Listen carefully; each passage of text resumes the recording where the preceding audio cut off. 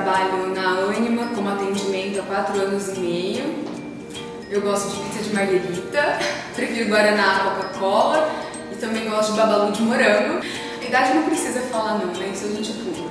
Então tá bom, acho que é isso.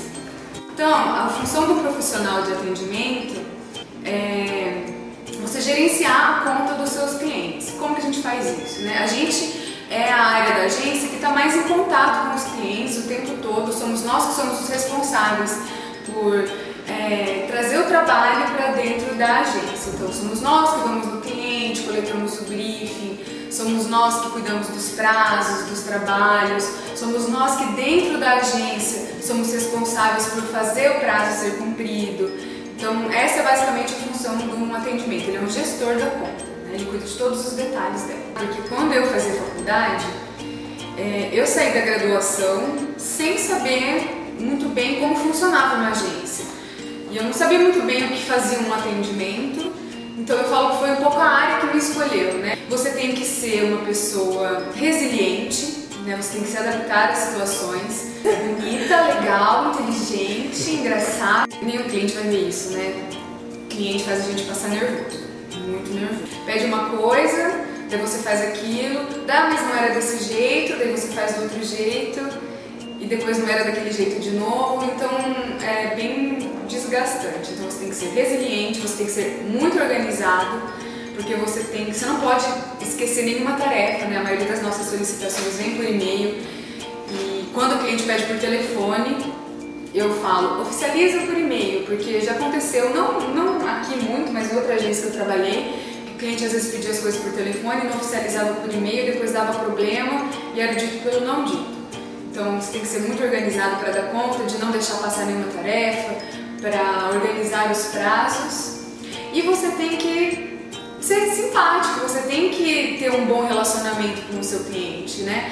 Você tem que ter consciência de que é um relacionamento profissional, mas você não pode ser sério, muito sério o tempo todo, né? Você tem que sempre quebrar o gelo, vai fazer uma reunião, faz aquelas conversas de quebra-gelo, pergunta da pessoa, fala de um filme, alguma coisa assim. Você tem que prezar pelo bom relacionamento com o cliente, porque se o seu cliente gosta de você, ele vai te ajudar mais com o trabalho em si. É estressante, mas é muito gostoso também, porque quando você vê o resultado daquilo saindo, você sabe que o filho é seu também, né? Porque se você fez um bom briefing, o resultado vai ser muito bom. Então você é muito gratificante quando você vê uma campanha sendo aprovada, quando vê o seu cliente, porque o cliente ele tem relacionamento com você, então no fim das contas ele deve aquele trabalho a você, né? Ele não conversa com a criação, ele conversa comigo. Então se o trabalho sai do jeito que ele quer, se uma campanha aprovada, fui eu que ajudei a chegar naquele resultado, né?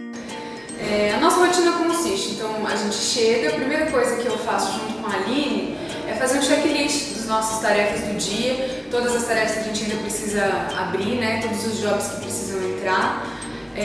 A gente divide essas tarefas, né? Como eu atendo 2 clientes, um é bem grande, tem uma demanda muito grande, então a gente divide as tarefas e a gente vai numa sequência, né? A gente analisa os prazos, a gente analisa as pautas de criação, de arte final.